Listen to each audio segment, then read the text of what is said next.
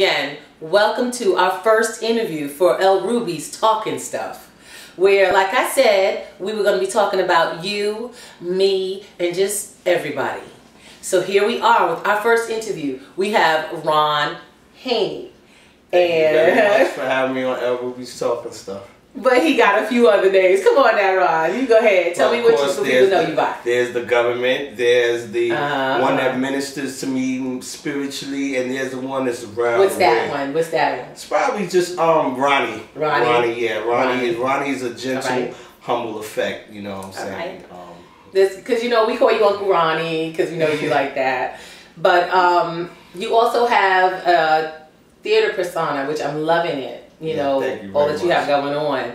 Talk to me. Tell us what that's about. Tell us who you are. I am Ron Hainey. I am a director. I am a playwright, and I'm an actor, writer.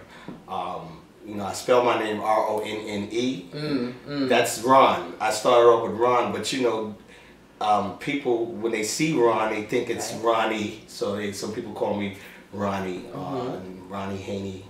The same guy, you know. My government's Ronald Hainey, of course. Okay. So, outside of this, now, when we talk about your stage presence and all that you got going on, how did you get started? How did I get started? First of all, what did you get started? Well, you know, it's two portions of my life. We're going to deal with the adult portion. I started in 1999. I was in a play at the Riverside Theater titled Harlem Cafe, and at that time I was doing my I had written a piece titled Duppy that I was trying to turn into a stage play. It was derived from a novel, novel manuscript, because you know I'm a writer. All right, yes. And we had acted it out. I had written a screenplay. I was studying under Richard Wesley of Uptown Saturday Night and Let's Do It Again fame, and he liked my script that I did for the class, and it eventually became a radio drama for WBAI. Really? They had a radio drama series, and we acted it out and garnered an award in 1997. In 1997, Federation of Community Broadcasters Special Merit Award. I'm understanding it was third place at that time. So I wanted to do a stage version. And I wrote the stage version in 2000, and we kicked it off at the Triad Theater on 72nd Street. Oh, so I see you've been doing pretty good since like the 90s. Yeah, late 90s. Like 2000. Hey. New millennium kind of deal. Well, it's good to see that you've been recognized for your work, because honestly speaking, the whole point of our show, like you know, is to talk about people who are doing it. You know, everybody wants to make it happen, but there's those people who are working every day. These are what I call the real superstars, because they're putting in the work. And like Ron has been out here doing his thing. He's been doing his thing since what? 2000? 2000. Come on now, we're 2010 now. Yes. And he's just kicking it live. I met him at one of his nights, and he does that regularly. So, you know, we're just talking about people getting it done, you know? And I just want to ask a question. So what's next for you? What's next for me? I am turning Duppy into a film for Tango With Me Entertainment. You know, you seen the Accomplice, you know, for Tango With Me Entertainment. You know, I'll start in a film, a 20-minute film for YouTube. So on YouTube. And, you know, I'm doing that and still working with the open mic show. You know, Friday Night Mike with Ron at 449 LA. Right. LA Scat on Lenox Avenue. In Harlem, y'all. Yes, in Harlem. Lenox Avenue, 132nd Street, the last Friday of the month. I'm coming up on the 4-year anniversary. We've been published in Broke Ass Stewart's Guide to the Cheap Living in New York City. They said come to the open mic at 449 LA. It's off the hook. Come see some new talent there before they go off on their own.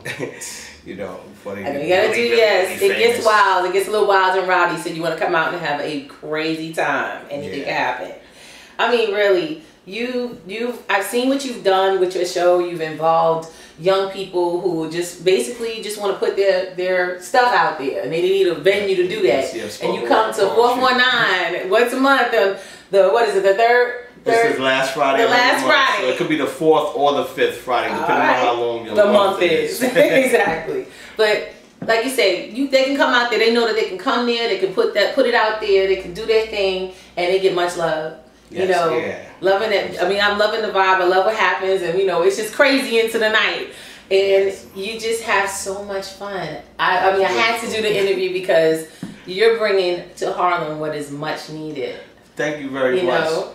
Well, Ruby, you always want to know where you're coming from and know where you're going, and Harlem is the mecca of not only a black mecca, but it's a mecca of ancestry, like no matter what color. Right, that's right. So in terms of knowing where you're going from and know where you're going, you know, you have to provide that for young people. They need a place to go where they can express themselves and not be criticized for the different styles, you know, that they use. You know what I mean?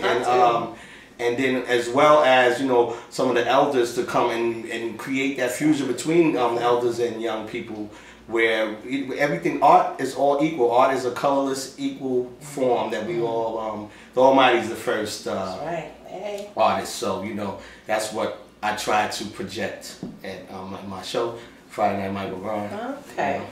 Well, going forward, knowing that you do a lot for other people, and for young people especially, and I just wanted to ask, what would you tell someone, you know, a beginner, I don't care if they're young or old, they think they're too old, you know, to get started. What would you do, what would you suggest that they do to you know, to get their little start, or how they want to get started doing something like what you're doing with the acting and hosting and stuff, whatever they want to do, artistically? When time permits, you allow your spirit to talk with you, because you know you're always with yourself. You're always on the inside looking out. And there are times, no matter what's going on, where your true inner spirit talks to you.